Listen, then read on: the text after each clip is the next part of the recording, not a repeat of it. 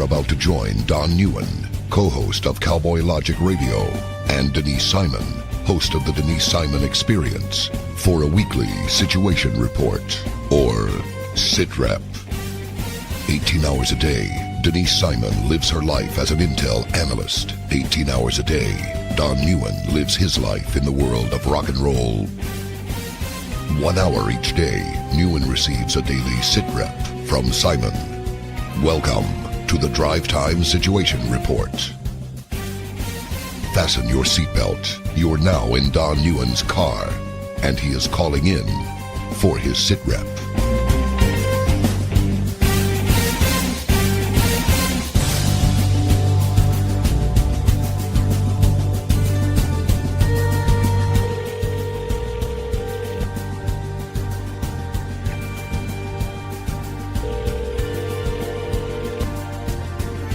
Smello.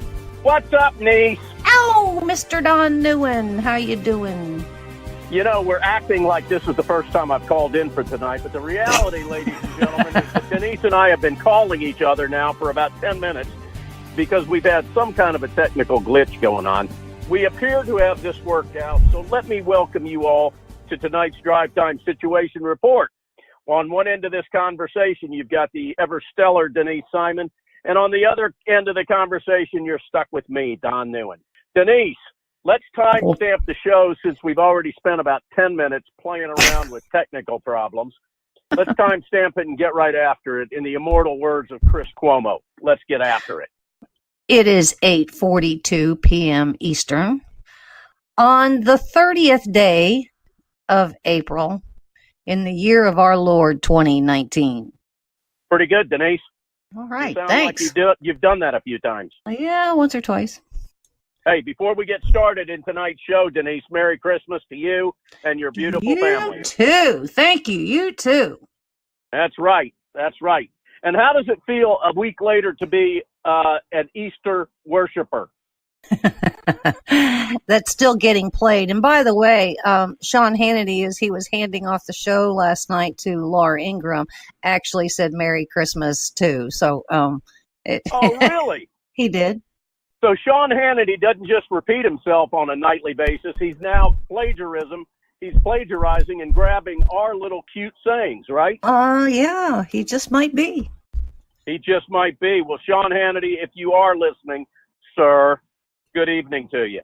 All right, Denise, what are we going to get into tonight? Because, you know, well, first of all, you do about a 2-second scan of Drudge. It appears the world is now falling apart. Well, it kind of is. And, you know, I'm gonna put an awful lot of things in the lap of the Democrats. You know, it was last October that we had a fairly devastating hurricane named Michael. And Michael destroyed Tyndall Air Force Base, destroyed it. On the other hand, I think that, you know, they probably could have done some offensive operations to not make the damage quite so bad. But anyway, the estimated damage to Tyndall was $4.7 billion. And there were 700 buildings and 11,000 personnel. They had started some construction, but the construction now has been terminated because the Democrats refuse to step in with any kind of what is necessarily called supplemental funding. So there is no recourse until the Democrats decide that they're going to allocate some money to rebuild Tyndall Air Force Base.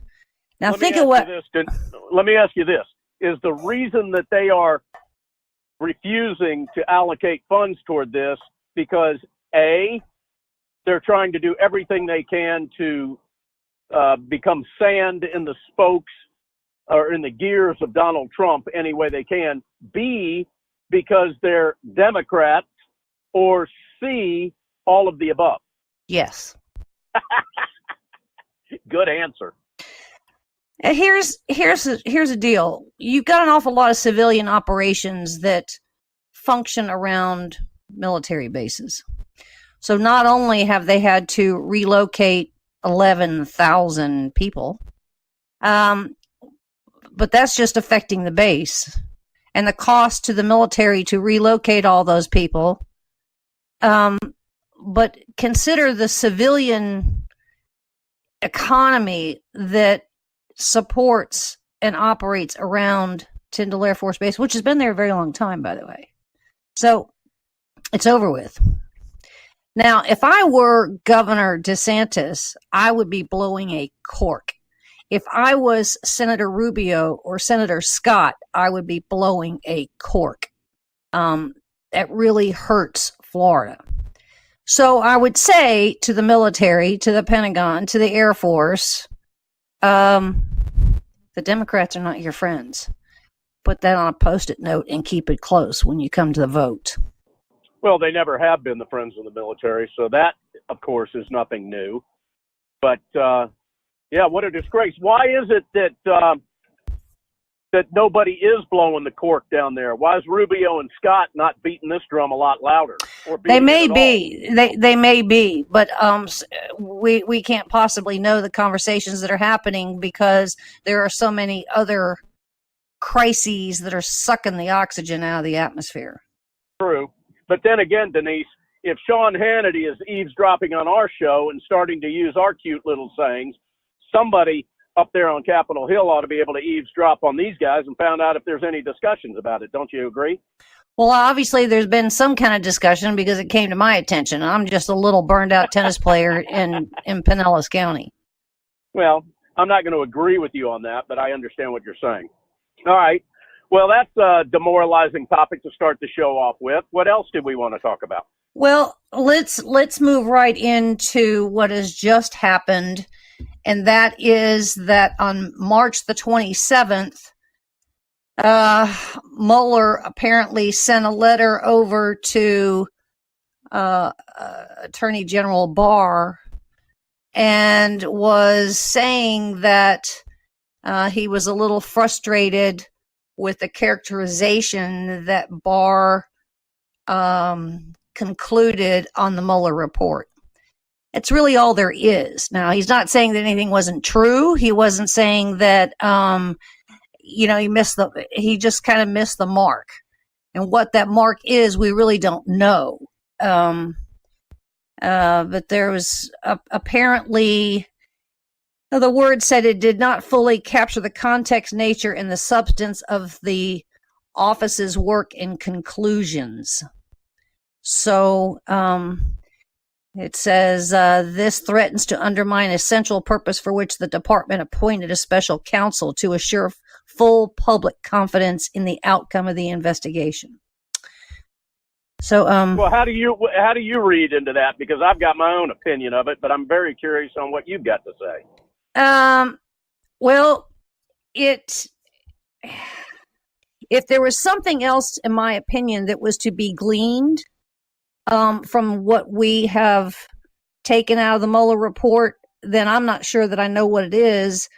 Barr and Rosenstein and Mueller all worked together on the 4-page summary that Barr came up with. My sense is. Wait a minute. Are you telling me that Mueller is upset about the 4-page summary? That's yes. What he's upset about a month later? Well, it wasn't a month later. It was March the 27th that it was sent. So it was a month ago. Well, that's what I just said. A month later, now we're hearing that Mueller is upset because he didn't like the way Barr worded his 4-page synopsis that he initially presented to the world. Correct. You know what? I don't care what Mueller thinks. Well, at this point, again, the three of them work together on this. And I know Barr is a gracious kind of guy that he probably reviewed. He likely, had Mueller even sign off on the 4-page summary. I'm not convinced it was necessarily the 4-page summary as much as it may have been the testimony that Barr gave initially on the 4-page summary. Well, I got a vibe that the whole reason that all of this is coming up is, again, there's a lot of asses that need to be covered, in my opinion, as far as this timeline that started back in whenever, 2016, May 2016. And I think everybody's crapping a big load because of what, Barr is going to do in his testimony, and B, Mueller does not want to testify, I don't think, and C, what comes out with some of these other investigations that's going to expose some of this stuff that many, many people, hat tip to Levin, hat tip to Bongino, hat tip to you, me, Donna, and a host of other people, and I'm not putting the three of us in the same category as a Levin or a Bongino because they've been doing exemplary work on this. But there's a lot of stuff that these people don't want brought to light. And I can only think that the only reason that Mueller is oinking and whining about this right now is that he knows what's around the next couple of curves. Well, I can't look into the guy's mind, so I can't really speak to what the motivation was or the objective was on the letter to Barr. But I will say this. Rosenstein's letter of resignation, I don't know if you read it or not. I did not. Okay.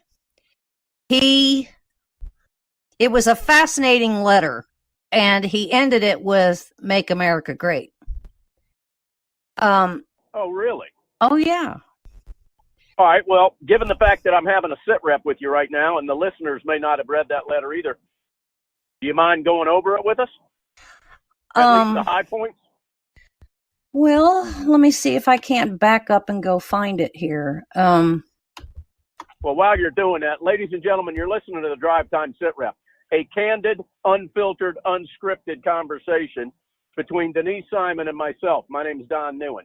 I'm in my car driving home, and I'm on I-20 right this minute in moderate to heavy traffic, Denise. Isn't that fascinating?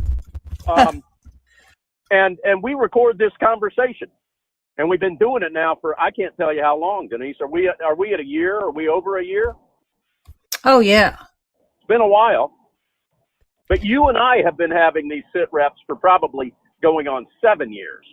Yeah, probably. And so, yeah, we just decided one night, ladies and gentlemen, hey, let's turn this into a different kind of radio show. And that's exactly what it is. So, you don't necessarily need to read from it if you don't want to dig through and find it.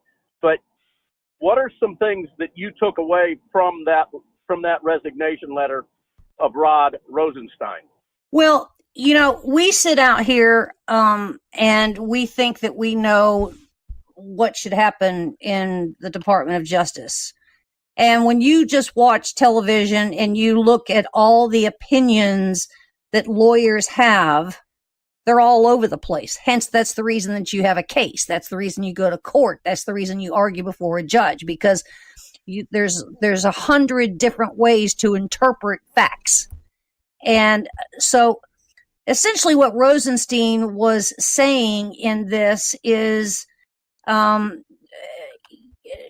only was it just about the Mueller thing, but he was speaking really to the accomplishments of the Department of Justice, including violent crime, opioid use, protecting consumers, immigration enforcement, and all those other kinds of things, which he had to do, as well as to babysit Mueller.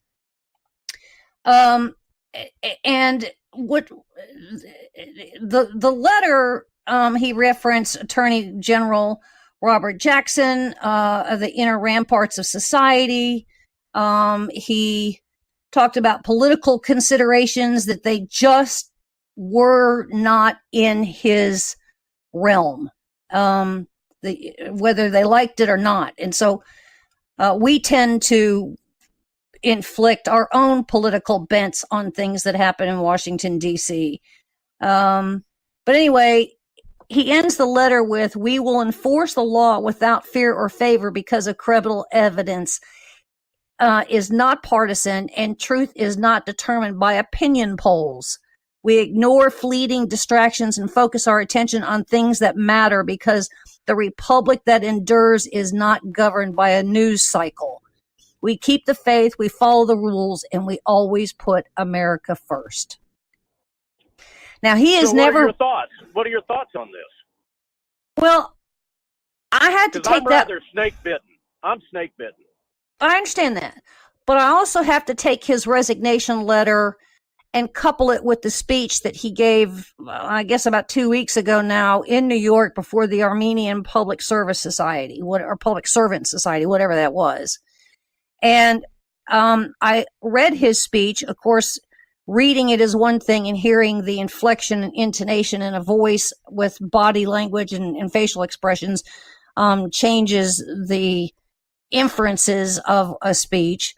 But he was not he stood on the side of really Trump in his own way. But the bigger thing is he had nothing nice to say about the Obama administration either, because they clearly dropped the ball. And a lot of decisions were made about the Russian things, meaning somebody's getting... It was really kind of interesting. He said decisions were made before he got to the Department of Justice, which says to me that some people got executive privilege, some people got some cover, or some deals were granted that he couldn't undo. Hence, Mueller couldn't undo. See what I'm saying? Well, yeah. Well, I'm not giving Mueller a pass yet at all. Okay. How do you explain then Rod Rosenstein putting his signature on a FISA warrant that was an ill-vetted or not vetted dossier?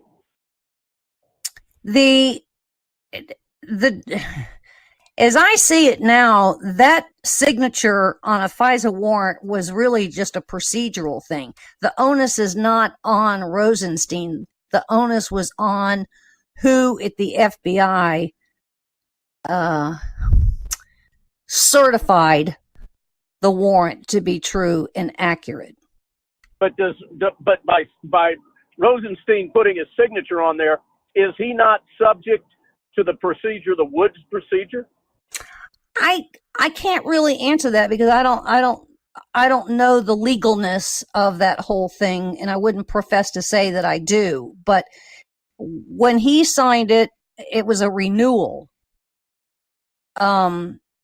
So you'd have to go back to the other ones, like Sally Yates, I think, signed off on it too, and whoever else did. So well, she's a total joke. Oh, have you she listened is. To her this past week? Just a snippet or two. What a laugh! What a pathetic individual. Mm-hmm. Well, who signed the first one? I do not know. And when are we going to learn this stuff? Well, we might learn some of it tomorrow if Barr actually does show up before the Nadler committee. Because remember, there's some contention whether he's going to do that or not. Mm-hmm. All right. Now, he is showing up in the Senate committee because they're only going to do one round. They've already worked out those deals. My gut is telling me all these Obama people, all of these FBI brass pencil pushers, and by that I'm in contrast to real, true FBI agents. All of the hacks coming out of the CIA and the DOJ, the Brennans, the Clappers, all of these folks, actually everybody except what's his name, Mike Rogers. I think that all of them are crapping themselves right now. Well, here's an interesting thing, and we might have to consider this. What we know between Strzok and Page and McCabe and Bill Priestap and Sussman and, you know, the Loretta Lynches and the Comeys and, you know, that whole crowd. I don't know how much of that spilled over into the Mueller office. Do you see what I'm saying? We don't. But how could it not? Well, I'm not saying I don't disagree with you, but again, if you read the Rosenstein letter, a lot of that was just, being deemed as politics and necessarily white noise. They had to stick with, evidence that was in front of them. And that's why I think that the Mueller report to Barr said, well, there is no evidence here. So I would say at some point, somebody may need to watch out for Barr. It could get real interesting. Well, it already is. The thing is, you and I were talking earlier about this woman with the Southern District of New York, this Democrat. And I read someplace that she's brought in Loretta Lynch to help take down Trump and the Trump organization and all of the arteries that are attached to Trump. Now, here's why I think that's all going down, Denise. I'm telling you, some of these investigations are going to get really, really, really ugly for key people in the Obama administration. And they are doing everything they can to take Trump out. They want to take him out. They want to put him down. They want to shut him up. And if it's their last hurrah. I just think there are so many guilty people that take this beyond what Rosenstein said about, political white noise. I don't think this is political white noise at all. Well, at all. For us, it isn't out here, but for their work inside the Justice Department and the Special Counsel's office, I think they clarified it or labeled it as white noise. Well, that right there should be investigated, because Weissman clearly knew what was going on in 2016 after he met with Bruce Orr. He knew what was going on. I don't deny that. I mean, I can't say that for sure, but I don't deny that that's happening either. We don't know what it really looked like inside the Mueller operation, do we? I mean, we think we do because we get these snippets and these talking points, but I don't think that we do. I know that they were not allowed to have their cell phones in the building. You had to leave them in your car. I don't know if there were televisions. I don't know if there were newspapers. I don't know if there were radios. I don't know if there was any of that. All I know is that there were cell phones are not allowed on that floor in that building. But we're also intelligent people, and if you put together timelines, as you will attest, they are critically important, and they're also extremely revealing. Absolutely, and I can't wait for some of these other reports to come out so we can overlay them and put them all in a timeline. I'm so confused by timelines now. It's hard for me to draw any kind of conclusion. I'm still being very clinical about it all. And that's fine. And we need you to be clinical. I can be the emo, but the bottom line is this: there's some very, very key times that took place between 2016, say May of 2016, and July of 2017. Big Well, we do know that, and that tends to be the model of what was going on by all things Obama, and that's what goes on with all things Hillary, and that's what goes on with all things Democrats. If you really look back at the history of the Clintons, they're like the Teflon couple. Because of all of the scandals that they've had in their history, nothing ever stuck.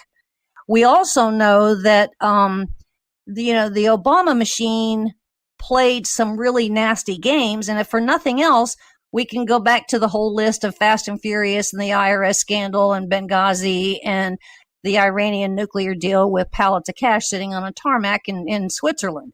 But he gets a total pass, and he's got this new appendage called the mainstream media. It's like another branch of the government. Hey, we got to go to break.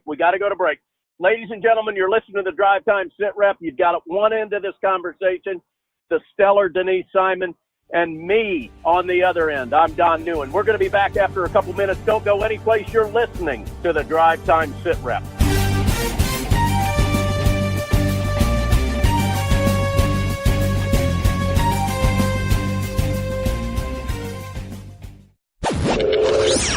Check us out on the web at cowboylogic.us.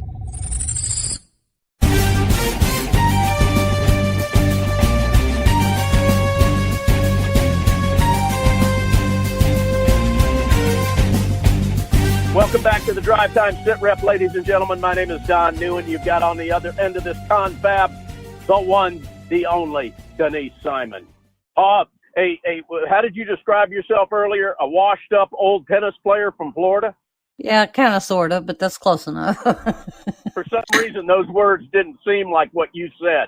It was something else. Haggard, tired. It was burned out tennis player. Okay, so you're not a washed-up tennis player, and you're not a haggard tennis player. You're a burned-out tennis player from Pinellas County. Right.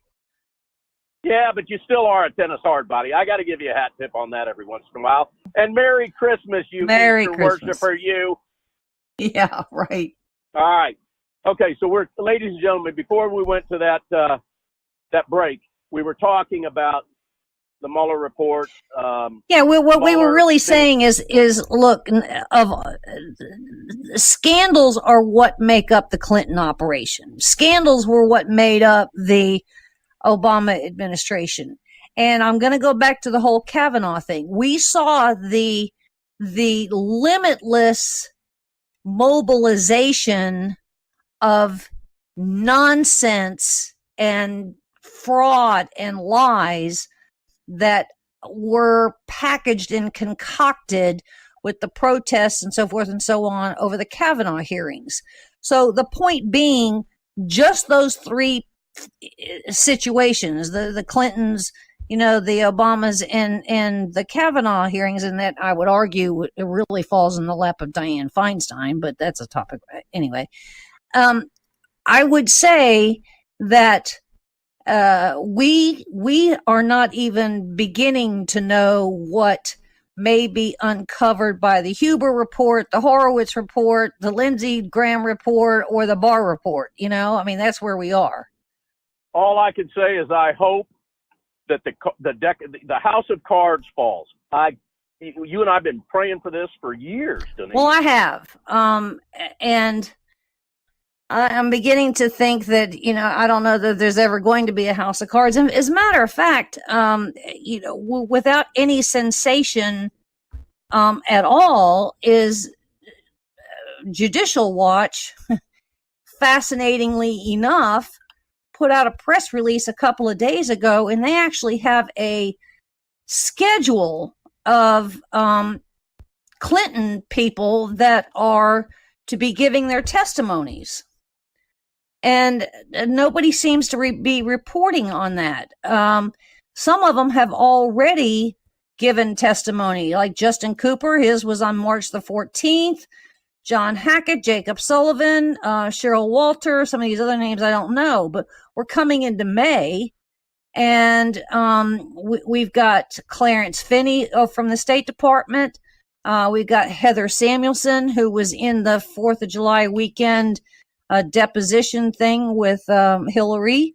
And then others, interestingly enough, but makes me kind of angry, you've got some that don't appear personally, but they have to give their written answers to questions. And that includes Bill Priestap, who was the Deputy Assistant Director over at the FBI Counterintelligence Division, Susan Rice, and then Ben Rhodes. So I don't know when those are expected, but that's going on like as we speak.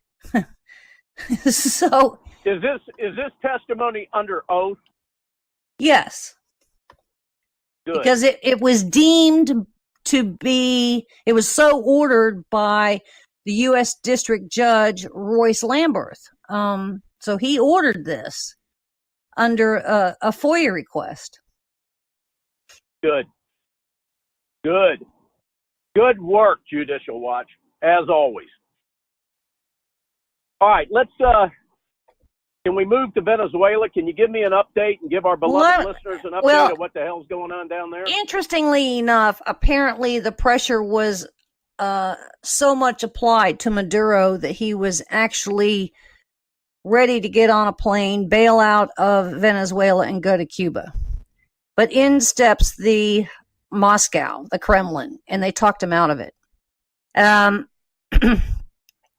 Now apparently there's some chatter that In fact, Brett Baer interviewed Mike Pompeo and said, is there still going to be safe passage for Maduro to go to Cuba? And Pompeo answer was really quite interesting.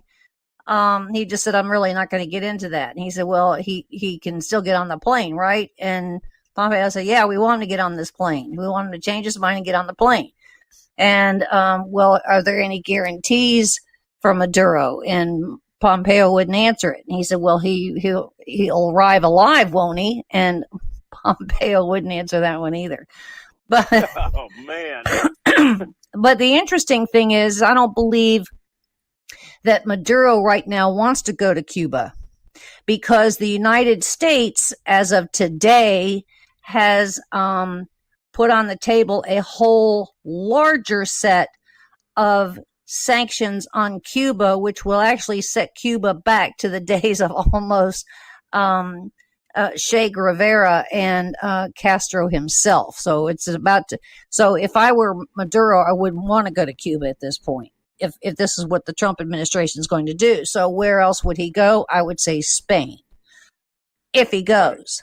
Now, I would argue, I heard Senator Rick Scott say today that he was in Colombia Wednesday of last week, and he's actually calling for military intervention already.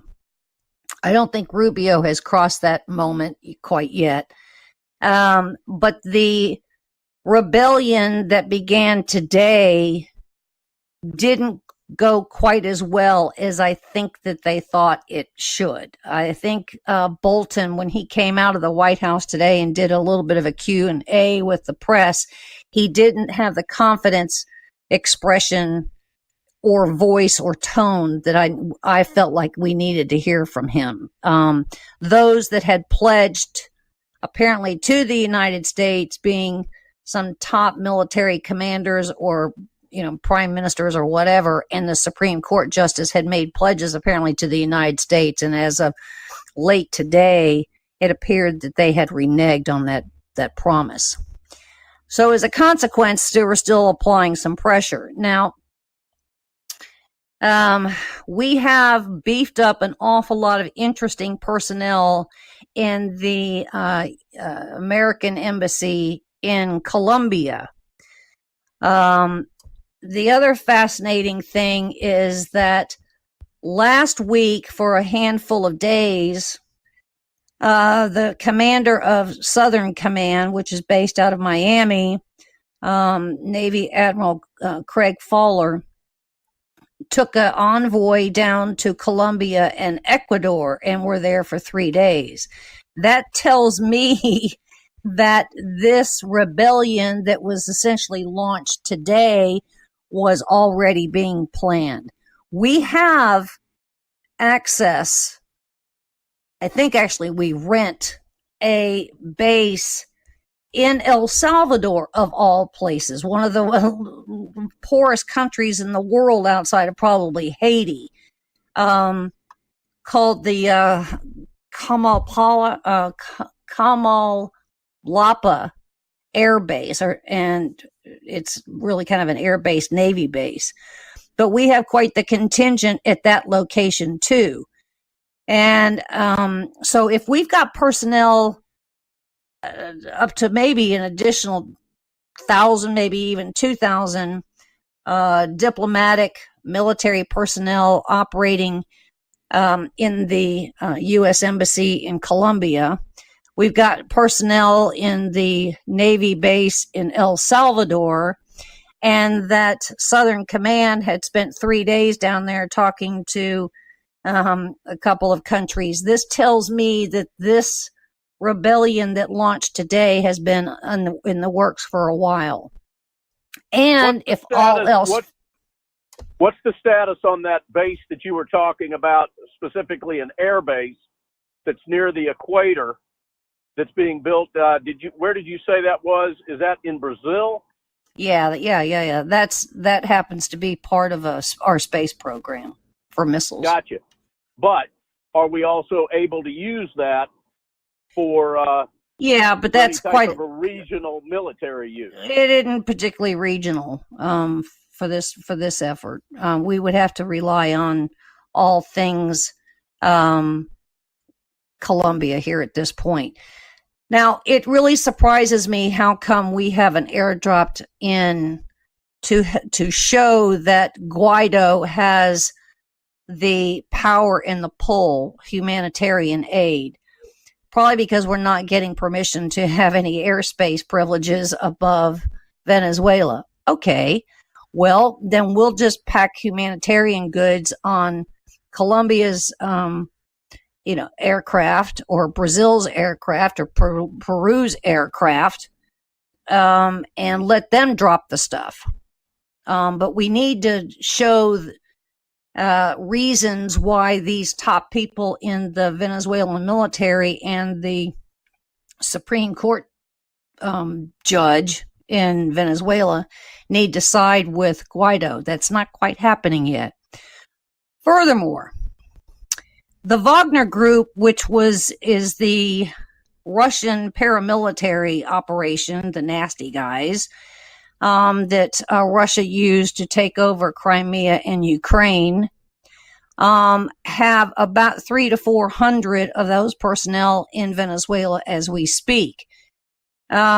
These were the group that also arrived in Syria back when Mattis was still on the payroll, and we were confronting them on an oil field in Syria, and the people, our forces over there, called back to the Pentagon and said, what do? We got 400 of these guys, and that's when Mattis said, kill them. So anyway, we have a bunch of those people in Venezuela right now.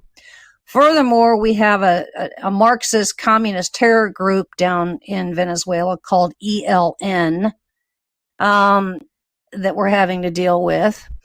The Obama John Kerry operation that remember when they all went to Cuba to the baseball game, and then from there they went to Argentina and went dancing. Well, right. We were to neutralize and come to a peace agreement with FARC, FARC. Well, that didn't quite work out well because FARC is still functional in Colombia, and some of the spinoffs are in Venezuela. There are 23,000 Cuban military in Venezuela as well. But the bigger thing that I think has everybody somewhat worried is the S-300 defense system that Russia provided to Venezuela, because sitting on the coast in these batteries, if you will, are 5,000 Stingers, shoulder-fired missiles. Pretty nasty things, otherwise known as man pads. And do you know where those exactly came from? Did they come from Russia? Yes. Okay. Yeah, I wrote about that about a month ago. But they're an older model, but it doesn't matter. We were selling older models to the Northern Alliance way back in the early days of Russia going into, or the Soviets going into Afghanistan.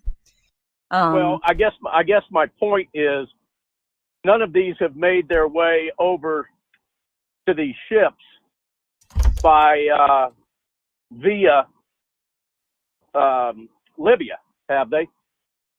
Oh, no. It has nothing to do with Libya. No. Okay. No.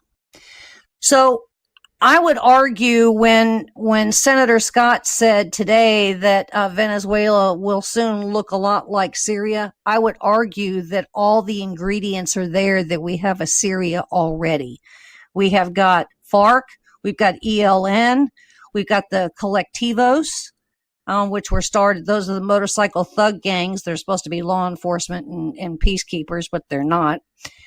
We have that. We got 23,000 Cubans. Then we have the Wagner Group, the Russian militia, if you will, the militant operation. So the question then becomes, do we go, and what kind of a decision do we make to go into Venezuela militarily?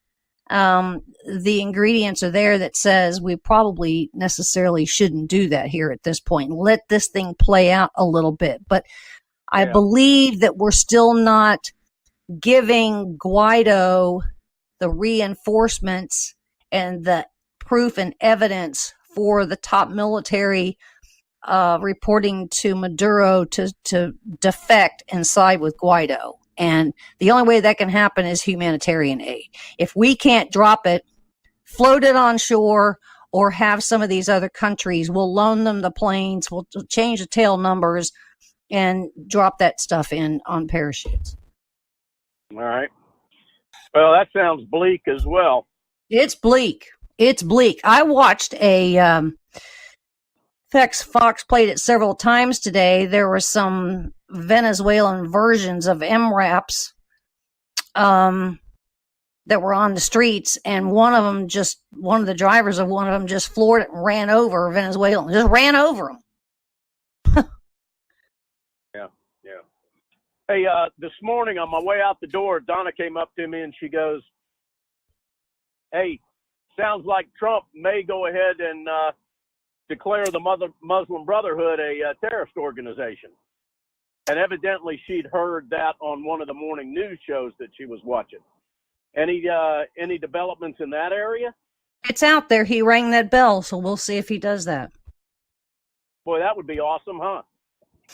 Well, I have said for quite some time, when we can go back to the list that I created that you had me do on this show several weeks in a row, a couple of years ago now, that we have the makings of another Holy Land Foundation condition here, and least of which is CARE or some of these other Islamic groups here in the United States.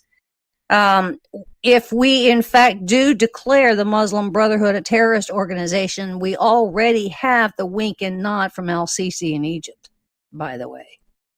Right. Well, he's all for that. Yes. Thankfully. It would bum old Barack Obama out, wouldn't it? Well, I'm not as concerned about him as watch little Rashida Tlaib, Andre Carson, and Ilhan Omar, pop a cork on that one. I'm sure they would. Actually, that's the first thing I thought about this morning when, after I left the house and was driving in, at some of the fallout of this, and that is these Islamic congressmen that we've got that are going to absolutely flip their you-know-what over this. Well, after we had a tweet standoff between Ilhan Omar and Donald Trump a couple of weeks ago, after she made a couple of comments that she made, including Rashida Tlaib and Ocasio-Cortez, an awful lot of donations were pouring into Ilhan Omar's campaign funds. So if I were Christopher Wray, director of the FBI, I'd put a couple agents over there in Minneapolis, because we do have an FBI office in Minneapolis, on the case, and I'd be chasing down some of those contributions to see necessarily where they came from. Hey, how do you feel about Christopher Wray and the job he's doing? Well, you never see him, so I can't really judge. Exactly. That was exactly why I asked that. Well, I get probably 10 or 15 or 20 emails a day from the FBI on cases that go from the sublime to the ridiculous.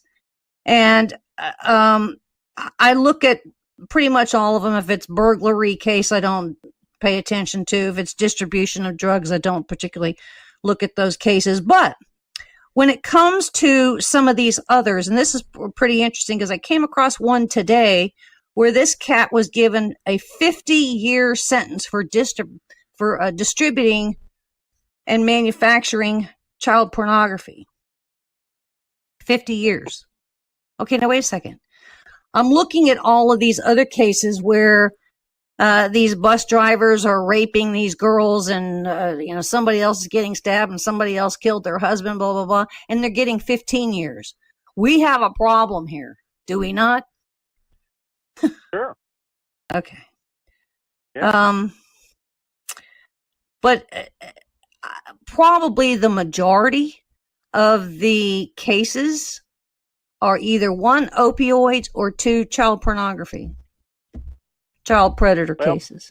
Both of which are extremely serious problems and ought to carry lethal end results. Don't you agree? I agree, but I do have to give the FBI and the Joint Terrorism Task Force a hat tip for this Domingo cat, this Mark Steven Domingo cat out there in Reseda, California, for the terror plot that they broke up last Friday. Oh, fill us in. Let me see how many minutes we got here. You got about 5 minutes. Well, you know about the case. I mean, there was a big, huge press briefing about it yesterday. This cat had served in the Army. He was in Afghanistan from 2012, I think, to 2013. He converted to Islam about a month and a half ago. He was putting all kinds of posts up there on the heels of the bombing of the mosque and then the Sri Lanka thing, and he decided that he was going to build some IEDs, and he was doing this and that. So some undercover FBIers, went undercover and were communicating with them and built some what was ended up being inert IEDs and delivered them. And about the time they delivered them, that's when they arrested him. But he was going to bomb a couple of places where the shrapnel included. He already bought the shrapnel, which were 3-inch nails. He had some targets already picked out in Los Angeles. So when they delivered the fake IEDs to him is when they arrested him. So he has had an initial hearing. He has been granted no bond. He stays in detention until the end of May, when there's a full arraignment for him. Yeah, good for him. Hey, let me ask you a question about this coward that walked into the synagogue and started shooting innocent worshipers. He's 19 years old. How did he end up with a long rifle? Well, we don't know that yet. I mean, I tried to buy my dad a shotgun when he lived in Orange County. And as a member of the NRA and as a permit carrying individual that's 58 years old, it was a difficult thing for me to do. Very difficult. How does a 19-year-old resident of Southern California pull that off? We don't know that he bought it in California either. True. So I don't know. But I was talking to him with my husband the other night, and he said he's 19. How does this kid at 19 have so much hate? He's too young for that kind of hate.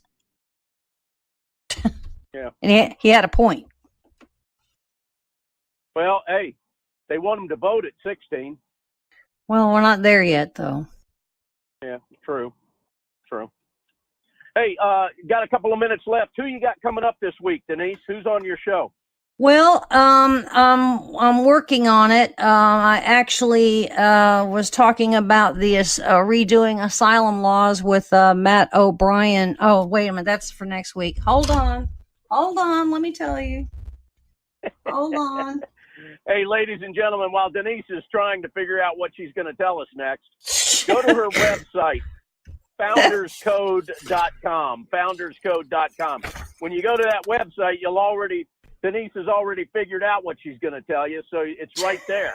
You don't have to wait for her to look around for it and sift through Post-it notes and whatever else she's got laying around.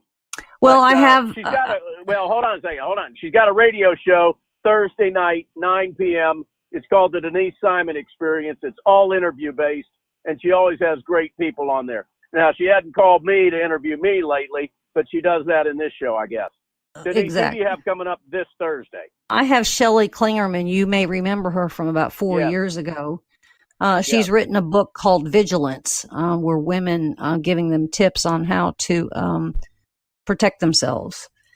Then I have Jonathan Wood from the Pacific Legal Foundation talking about separation of powers.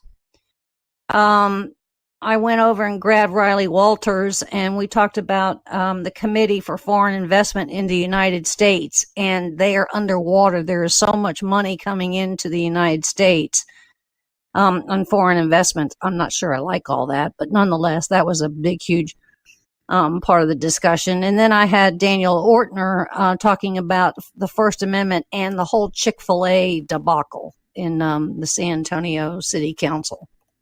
Gotcha. Well, that's going to be a great show. Ladies and gentlemen, check it out Thursday night starting at 9 p.m. on some of the radio stations that you can catch us. 10 p.m., I think 10 p.m. on Mojo 50, 9 p.m. Eastern on all the rest of them Thursday nights. And if you haven't done it, go visit cowboylogic.us. Catch the shows that Donna and I do under the same name, Cowboy Logic Radio.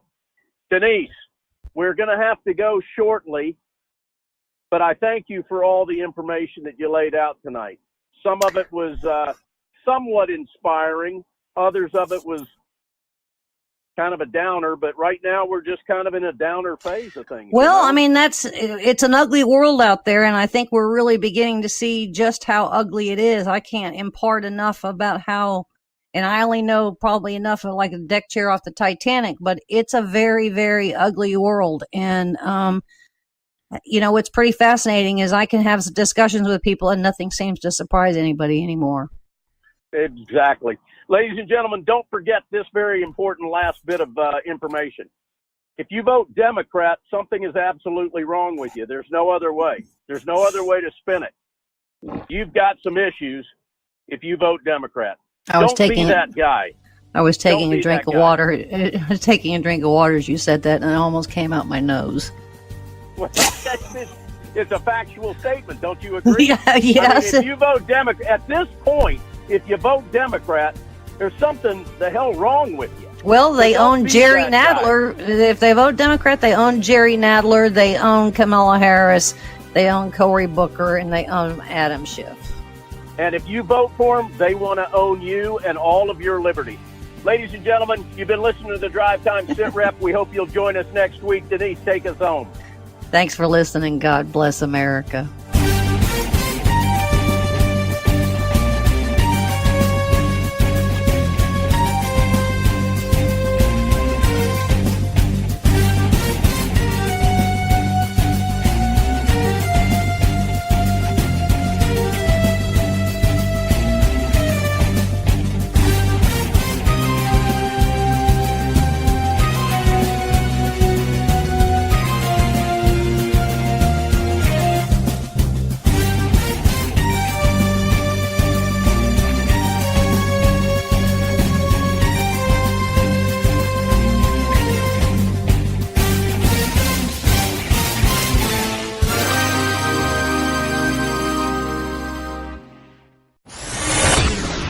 Check us out on the web at cowboylogic.us.